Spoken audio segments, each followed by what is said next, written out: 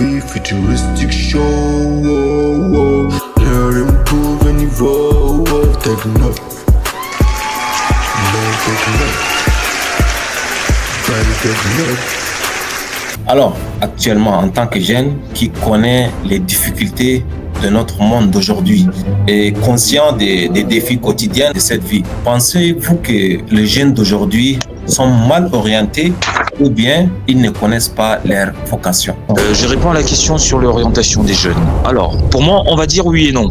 Est-ce que les jeunes sont mal orientés? On peut dire oui. Est-ce qu'ils le sont pas? On peut dire non. Voilà, je crois que dans les deux cas, on peut répondre oui et non. Alors, moi, je pense que la question de l'orientation vient principalement sur la question des jeunes. Ça vient de deux côtés. Parce qu'aujourd'hui, on sait que l'éducation, la famille assure l'éducation et ce qu'on va dire, on va appeler école. Oui, et même l'instruction aussi. Le fait d'être instruit, savoir lire, savoir écrire, connaître les fondamentaux des sciences classiques. Tout ça, on va apprendre ça à l'école. Sur la question de l'orientation, je crois qu'il faut jouer sur les deux côtés. Donc, pour dire que les jeunes sont bien ou mal orientés, il faut répondre à la question de quelle éducation de base la famille assure et quel niveau d'instruction le jeune a, on va dire, à l'école.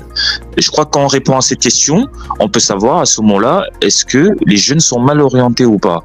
Bon, alors moi je vais répondre que sur la question de la famille, au niveau de l'éducation, pour répondre à dire que peut-être les jeunes sont mal orientés, je vais dire que il y a une solution selon laquelle, au niveau des familles africaines, je crois que l'idée de croire que on doit travailler pour la fonction publique et travailler pour le gouvernement, pourquoi? Parce que quand on travaille dans la fonction publique, on garantit un salaire, parce qu'on a un matricule, parce qu'avec la fonction publique, il y a des avantages, parce qu'avec la fonction publique, il y a des affaires, il y a des opportunités. Bon, entre parenthèses, il y a souvent pas mal de corruption aussi. Je crois que c'est une idée qui peut amener les jeunes à être mal orientés. Parce que, alors, je prends l'exemple par exemple, du Cameroun ou par exemple de la Côte d'Ivoire. Je crois qu'il me semble qu'en Côte d'Ivoire, il y a un peu plus de 22 ou 24 ou 25 millions d'habitants. Je me trompe peut-être. Au Cameroun, on parle d'un peu plus de 26 ou 28 millions d'habitants. Tout le monde ne peut pas travailler pour la fonction publique. 27, voilà. Merci. Tout le monde ne peut pas rentrer dans la fonction publique. Tout le monde ne peut pas travailler pour le gouvernement. Donc, l'idée de croire que on va aller à l'école et faire des études parce que après le diplôme, on va rentrer dans le gouvernement pour travailler, c'est une idée qui est complètement, c'est une fiction parce que ça peut ne pas fonctionner. Donc, moi, je crois qu'au niveau des familles, il faut déjà encourager les jeunes à s'orienter sur le fait qu'ils sont capables de tout faire. Je suis capable de travailler à la fonction publique, je suis aussi capable de travailler pour moi-même. Donc, il faut déjà que ça se soit encouragé au niveau de l'éducation de base dans la famille. Mais ça c'est des choses qui doivent s'apprendre déjà à la maison, dès le bas âge. Apprendre aux jeunes qu'il n'y a pas que la fonction publique qui va le faire réussir. Une fois que c'est fait, je crois que je viens de dire, oui, sans vous couper, exactement comme ce que je viens de dire pendant que Aboubakar expliquait, il y avait un intervenant sur une émission qu'on avait fait sur la réussite après les études. Il avait dit, l'école nous forme pour être des employés alors qu'il n'y a pas suffisamment d'emplois. Oui, complètement. Et surtout que ce qui est dangereux, c'est que malheureusement, on a compris dans nos pays que travailler pour le gouvernement ou travailler dans la fonction publique, c'est bon, on a réussi. On a réussi pourquoi ? Parce qu'on va se faire de l'argent. On va se faire beaucoup d'argent. Et malheureusement, l'idée, c'est de dire qu'on va se faire beaucoup d'argent sans travail acharné.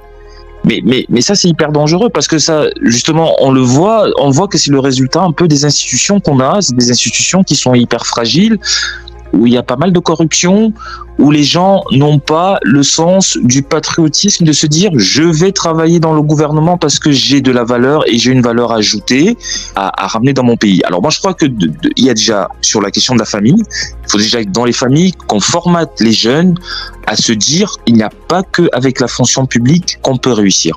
Après au niveau des institutions de l'instruction de l'école, j'ai entendu un peu vite fait Monsieur Aboubakar en parler. Et évidemment, il faut des structures qui permettent une bonne instruction. Là, il a donné l'exemple qu'il est en master, mais il a pris l'exemple, ça m'a intéressé là quand il a pris l'exemple de après les études, quand on passe un entretien. Parce que moi, dans mon travail, je suis amené à faire de la gestion des ressources humaines. Donc, je passe notamment des entretiens. Et je me rends compte qu'il y a un gros paradoxe dans les entretiens. Je m'explique. En fait, on se retrouve généralement avec des personnes qui sont sans expérience, techniquement professionnelle. Donc, c'est des gens qui ont des diplômes, mais qui n'ont pas d'expérience. Pourtant, dans la plupart des entreprises privées, les entreprises sont acheteuses de compétences. C'est-à-dire qu'en fait, quand on se présente lors d'un entretien, le recruteur est intéressé par l'achat des compétences, donc à savoir qu'est-ce que cette personne sait faire. C'est pas qu'est-ce que j'ai appris à faire, c'est qu'est-ce que je sais faire. Et de l'autre côté, on a affaire à un jeune qui, lui, est à la recherche d'un emploi. Ça ne peut pas fonctionner parce que d'un côté, il y a quelqu'un qui cherche un emploi et de l'autre côté, il y a un recruteur qui achète des compétences. Donc, si je n'ai pas d'expérience professionnelle, il y a de très fortes chances, parce que pas d'expérience professionnelle, finalement, ça veut dire que je n'ai pas de compétences à vendre parce que techniquement, l'expérience, je ne l'ai pas. Donc, ça va donc de soi que à côté, s'il y a quelqu'un qui vend ses compétences parce qu'il a une expérience professionnelle, et ça c'est possible, ça se fait par de l'alternance. On peut être étudiant, on a 3 jours d'école par semaine ou 4 jours d'école et une journée en entreprise. Ça nous permet déjà d'alterner avant de passer à l'embauche. Donc, alors, c'est pour ça que je résume là sur ce que disait Aboubacar, sur la question de l'expérience, que c'est très important. Mais une fois de plus, il faut que l'État ou alors l'institution publique mette à disposition du jeune la structure qui va lui permettre quoi finalement? Et d'étudier, et pendant qu'il étudie, qu'il fasse de l'alternance et qu'il commence déjà à avoir une expérience professionnelle. Ça fait que quand il a terminé ses études, il est pratiquement prêt à l'embauche pour l'emploi. Donc c'est très important moi je le vois dans mon travail, je me retrouve généralement avec des gens, je vous dis, qui recherchent un emploi. Mais sauf que moi, dans ma position de recruteur, je n'offre pas d'emploi en fait, finalement. Je n'offre pas un travail à quelqu'un. J'achète des compétences de quelqu'un qui vend des compétences. En gros, c'est ça. Donc, pour revenir un peu dans la question qui m'a été posée, c'est que la question familiale et de comment on éduque le jeune à l'enfance est très importante pour l'avenir, de se dire, il n'y a pas que le gouvernement, première chose, il n'y a pas que la fonction publique pour réussir. Et la deuxième chose, c'est de se dire que je dois, quand je me lance que ce soit dans l'entrepreneuriat ou dans la recherche d'un emploi, il faut que j'ai un minimum de compétences. Alors, je vais terminer en disant ceci. C'est une petite anecdote. L'un des premiers entretiens que j'ai passé, le recruteur m'avait posé une question. Il m'avait dit, qu'est-ce que vous savez faire? Et j'étais exactement dans la position du jeune qui n'avait pas d'expérience. Mais comme j'avais reçu de la famille et surtout de mes 2 parents, mon papa et ma maman, l'idée comme quoi je suis capable de tout faire, quand on m'a posé la question en entretien d'embauche, qu'est-ce que vous savez faire? J'ai dit que je savais tout faire. J'ai dit ça pourquoi? Parce que j'ai dit, je sais tout faire parce que je suis capable d'apprendre à tout faire. Et si je suis capable d'apprendre à tout faire, je suis capable de savoir tout faire. Je rentre dans une entreprise, je suis capable d'apprendre à faire de la ressources humaines, je suis capable à apprendre le pôle informatique, je suis capable à apprendre le pôle vente, je suis capable à apprendre le service après-vente. Si je pars, je me dis consciemment, je suis capable de tout faire dans une entreprise, il y a de fortes chances qu'on me donne ma chance. Parce qu'on se dit, ah tiens, voilà quelqu'un. Oui, monsieur, oui. Sans vous couper, vous avez dit... Oui. Voilà, vous êtes capable de tout faire. Justement, c'est parce que je suis capable d'apprendre à tout faire que je peux être capable de tout faire. C'est logique ou pas? Ce que M. Messina a dit, c'est tout à fait logique. Parce que quand on te pose une question, est-ce que tu peux faire tel truc, même si tu ne sais pas le faire, il faut dire oui, je sais le faire. Et puis après, tu trouves des solutions à pouvoir le faire. Donc, tu t'adaptes à la situation. Donc, bien sûr, je pense que M. Messina veut nous faire savoir tes capacités d'adaptation à n'importe quel sujet qui sera soulevé sous ses yeux. Est-ce que quand on réponds aux recruteurs de cette manière, ça facilite notre recrutement. Oui, je peux répondre. Je peux prendre la parole. Allez-y. Alors, oui, bien sûr, parce que là, je parle en tant que recruteur. Allez, admettons, je lance une campagne de recrutement parce que je recherche, admettons, des personnes qui savent vendre. Alors, et j'ai en face de moi un candidat qui n'a pas d'expérience en vente. En fait, il a jamais vendu de sa vie. Mais si le candidat reste focalisé au fait que moi je veux uniquement ce travail parce que je vais pouvoir vendre, il se trompe. Parce que dans une entreprise, il n'y a pas que le service vente, il y a le service ressources humaines, il y a le service le pôle technique, il y a le service après-vente.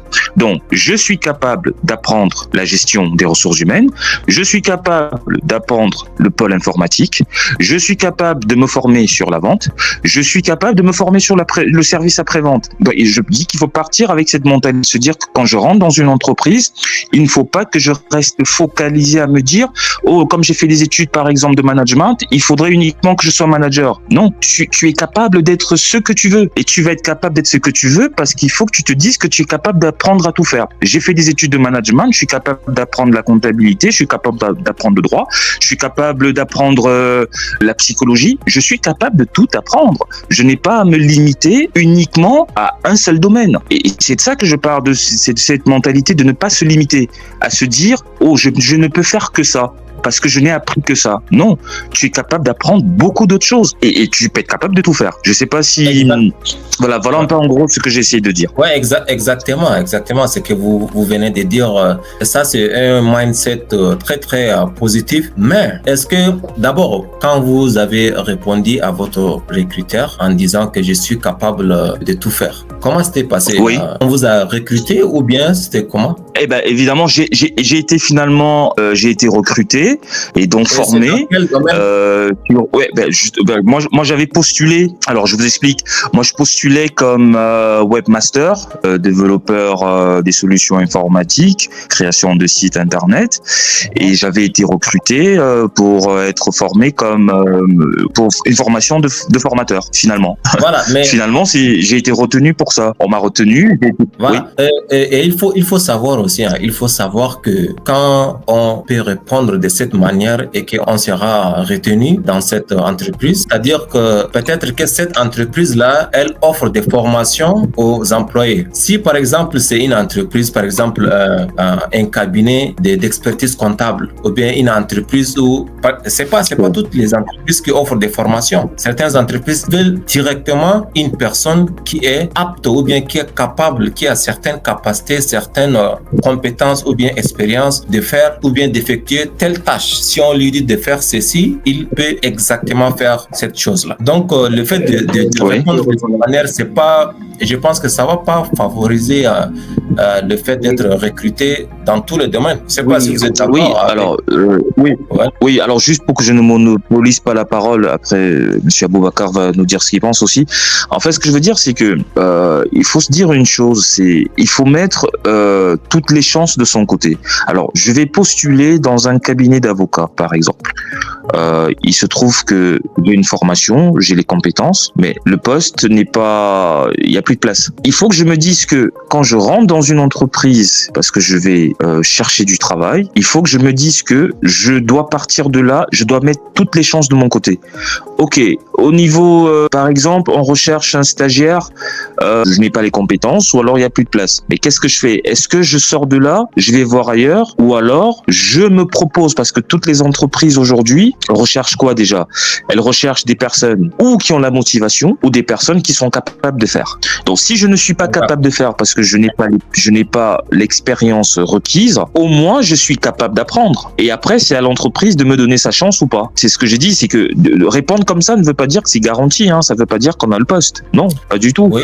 Mais répondre de cette manière, c'est mettre toutes les chances de son côté pour pouvoir obtenir un poste. Si je n'ai pas les capacités techniques, j'ai la capacité psychologique et morale de pouvoir apprendre. C'est positif.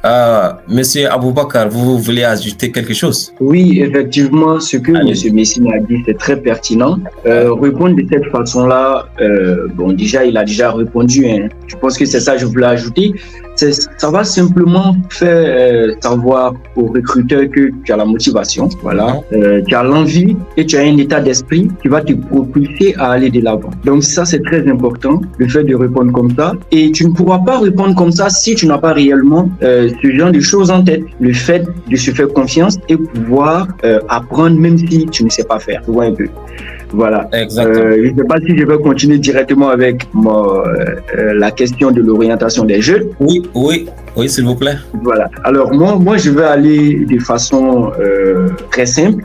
L'orientation des jeunes, ce que M. Messina a dit concernant la famille, c'est vrai.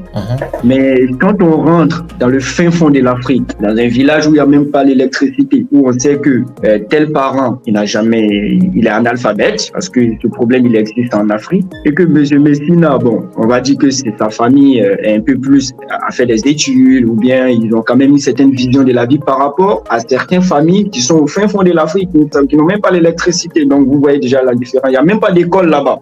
Donc, ça sera compliqué pour ces parents-là. Ça sera compliqué pour ces parents-là de donner ce genre d'éducation à l'enfant comme quoi il faut aller à l'école ou bien il faut, je sais pas, créer son entreprise, faire son business, etc. Ça sera très compliqué. Techniquement, ça sera très compliqué.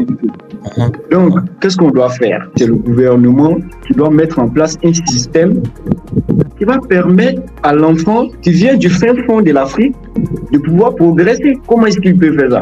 Quand on prend l'exemple de 3 étudiants, on imagine, on prend 3 étudiants. Le premier étudiant, on lui apprend à créer des armes. Bon, je vais parler des États-Unis, de la Chine et de l'Afrique. Voilà. Donc, on prend un étudiant, on lui apprend à créer des armes et à les manier et on l'apprend à faire la guerre. Et un autre étudiant, on lui apprend à faire du business, à créer une entreprise, à comment gérer l'argent et comment gérer son temps.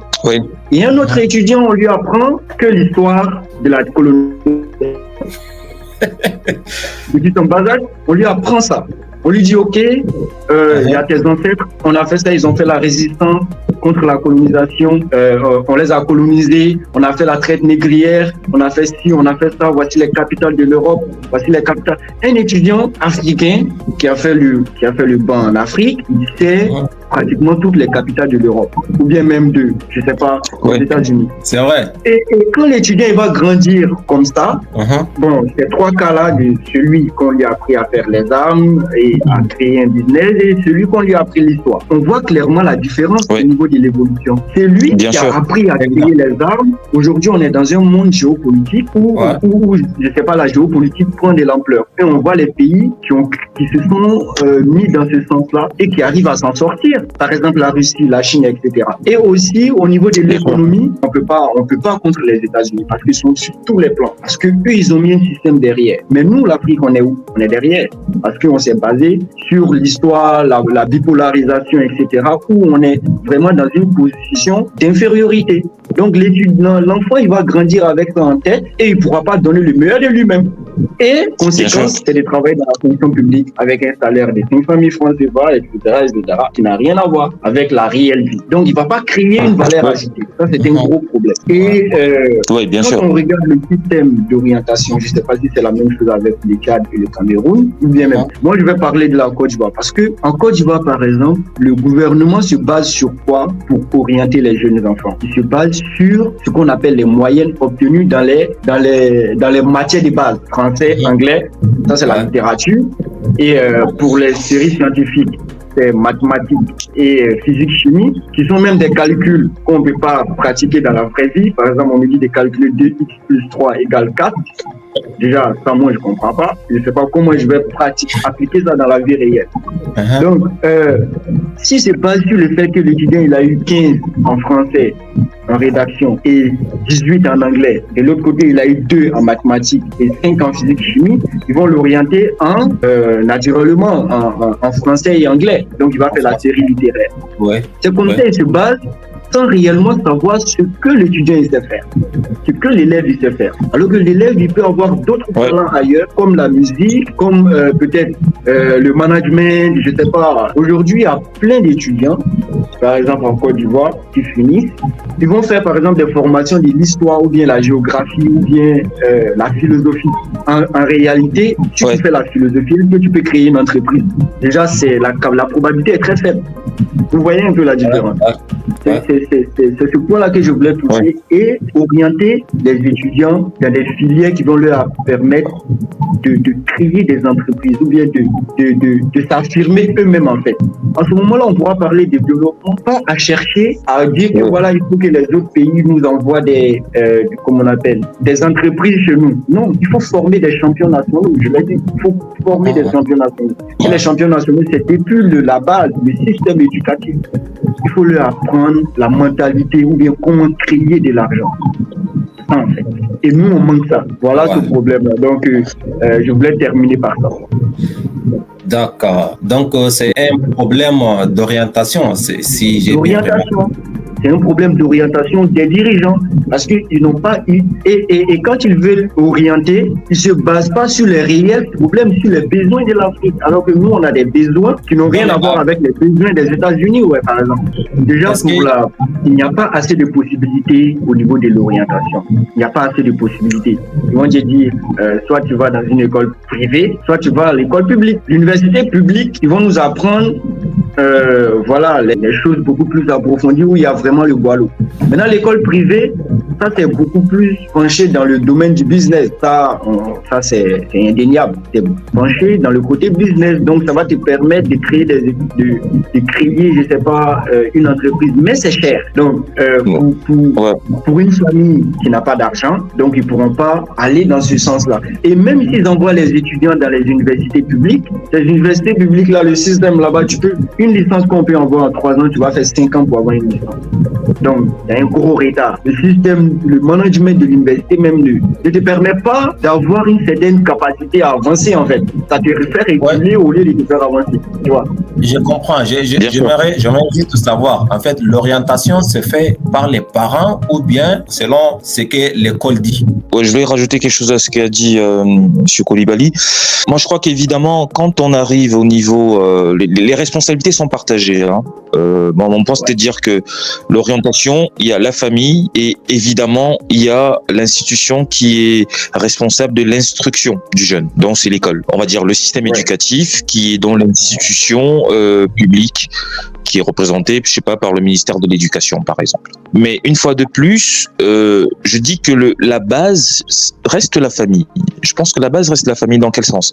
Évidemment, il faut prendre en considération les moyens financiers. Est-ce que la famille a des moyens ou pas? Mais hormis ça, je crois que je donne un exemple sur la question de la famille. Je donne un exemple.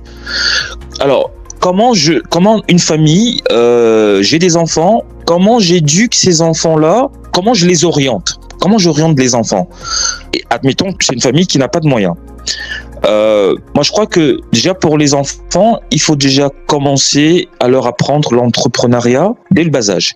Ça veut dire quoi leur apprendre l'entrepreneuriat? C'est l'idée de leur apprendre qu'ils sont capables de gagner de l'argent par eux-mêmes. Comment, par exemple? Je crois que dans la plupart des familles africaines, il y a la notion de argent de poche. On va dire ça comme ça. Oui. Moi, je crois que, par exemple, pour des enfants, dire à un enfant d'aller sortir les poubelles, de faire son lit, de faire le ménage, de faire un certain nombre de choses, il faut déjà, surtout, ce que je veux dire, c'est que apprendre la gestion financière à un enfant, c'est l'orienter, en gros. Si je dis à mon fils ou à ma fille, je lui dis, tiens, tu vas faire telle tâche, et quand tu fais cette tâche-là, je vais pas te donner de l'argent de poche parce que tu es mon fils, tout simplement, je vais te donner de l'argent de poche parce que tu as fait quelque chose. Je vais te donner, je dis n'importe quoi, tous les mois, je vais te donner, par exemple, 300 dirhams. Je vais te donner 300 dirhams parce que ta contribution, c'est quoi? C'est que tu sors les poubelles, tu fais le ménage, peu importe ce que on apprend à l'enfant à faire, mais on l'oriente à savoir que pour gagner de l'argent, il faut que je fournisse un effort. Et je dois être capable d'apprendre des choses. Il faut que je sois capable de savoir faire quelque chose. Quelle est ma valeur ajoutée? Quelle est ma contribution? Après, évidemment, je crois que la question de l'État est très importante aussi. Parce qu'un État qui n'a pas les structures qui permettent l'orientation, et évidemment, on va se retrouver avec des jeunes qui sont mal orientés. Mais je crois que la famille peut sauver ça. C'est-à-dire que si l'État est défaillant, la famille n'a pas d'autre choix que de faire ce qu'elle est censée faire au niveau de l'orientation de l'enfant. Alors, je vais terminer en disant ceci, c'est que au niveau des États, je crois que si on se met d'accord que avec tout ce qu'on a dit, que si effectivement les jeunes sont mal orientés parce que bon, quelqu'un a fait un bac littéraire alors que finalement il y voit autre chose, il est peut-être voué à être un bon footballeur ou à être un bon musicien ou à être peintre. Mais bon, il se trouve que on a été orienté à faire quelque chose qui ne nous... Il y a eu un mauvais diagnostic d'orientation, voilà, pour dire les mots techniquement. Moi, je crois que c'est le rôle de l'État, effectivement, de valoriser les modèles inspirants. Je crois que c'est très important pour un État de mettre en valeur dans le pays des modèles inspirants. Parce que la question du modèle inspirant, c'est un concept qui est universel, qu'on retrouve dans tous les pays du monde. Tous les pays du monde ont ce concept-là. Parce que le modèle inspirant est généralement utilisé pour décrire quelqu'un qui a réussi par son travail acharné. Donc c'est bien de valoriser ces modèles. Alors je dis pas qu'en Afrique il y en a pas, il y en a énormément. On a énormément de modèles valorisants, inspirants. Par exemple, aux États-Unis, il y a le concept de self-made. Le self-made, c'est celui qui a, le self-made, c'est celui qui a réussi grâce à son travail acharné et par sa détermination. En Europe, il y a le concept, pour parler du modèle inspirant, ils ont le concept de la réussite personnelle. C'est pareil, la réussite personnelle, c'est quelqu'un qui a réussi par son travail. Même dans les pays arabes, ils ont ce modèle-là aussi, de modèle inspirant, de leader. Alors là, j'ai dû faire appel à mes amis marocains que j'ai, parce que je leur ai posé la question. Ils appellent ça la koudoua. Koudoua, c'est pour expliquer que quelqu'un est leader. Et en Afrique, et ça, c'est peut-être par manque d'information ou par ignorance, nous les Africains, on a également ce modèle-là. Ce modèle s'appelle Ubuntu. Ubuntu, ça vient des langues bantoues qui sont parlées généralement en Afrique centrale, en Afrique orientale et en Afrique australe. Il y a ce concept. Ubuntu en français, ça signifie humanité. En gros, c'est pour expliquer l'humanité et c'est pour expliquer quelqu'un qui a réussi à l'aide de sa communauté et de son entourage.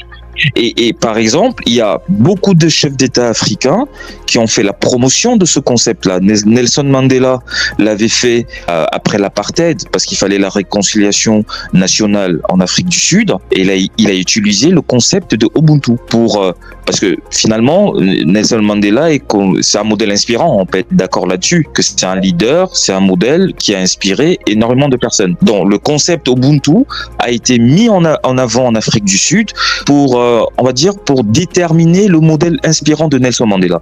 Donc, je pense que, pour revenir à cette question de l'orientation des jeunes, la question du modèle est très importante. C'est pour ça que même dans la famille, dès le bas âge, c'est important de montrer aux enfants. Comme je disais tout à l'heure, on ne peut pas devenir ce qu'on ne voit pas. C'est très compliqué. Et quand on est petit et quand on a autour de nous des modèles qui nous inspirent, ça nous permet d'être beaucoup mieux orientés. Parce qu'on a des preuves de quelque chose qui s'est déjà fait. Voilà, on sait sur quoi se baser. On sait que voilà, j'ai quelqu'un qui a eu à faire ça. Et toutes les cultures du monde le font. Ils sont obligés de mettre en avant des modèles inspirants qui vont permettre l'orientation des jeunes. Mais par contre, pour revenir à ce que Monsieur Koulibaly disait, le rôle de l'État au niveau de la propagande est très important. L'État doit faire son travail, c'est-à-dire de promouvoir ce concept de modèle inspirant pour permettre aux jeunes d'avoir une meilleure orientation. Exactement. D'accord. En tout cas, j'ai aimé toutes vos interventions, mais j'aimerais ajouter quelque chose moi aussi.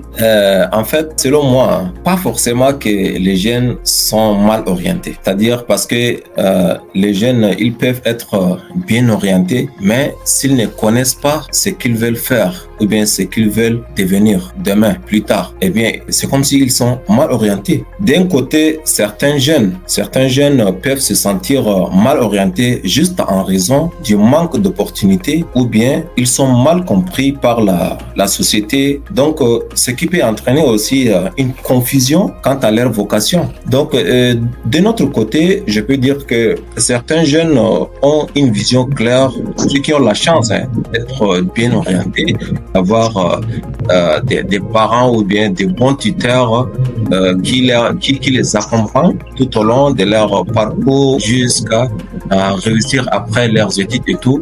Ceux-là ont une vision claire de leur vocation, de ce qu'ils veulent devenir et travaillent activement pour atteindre leur objectif. Oui, bien sûr.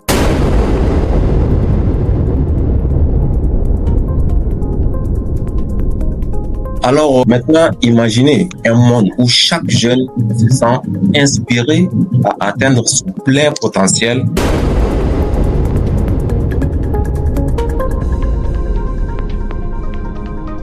Ce contenu est partagé avec vous. Vous le trouvez intéressant, précieux ou divertissant? Avez-vous appris quelque chose? Très bien, ce fut un réel plaisir. Abonnez-vous et partagez. Merci de nous avoir suivis. À bientôt.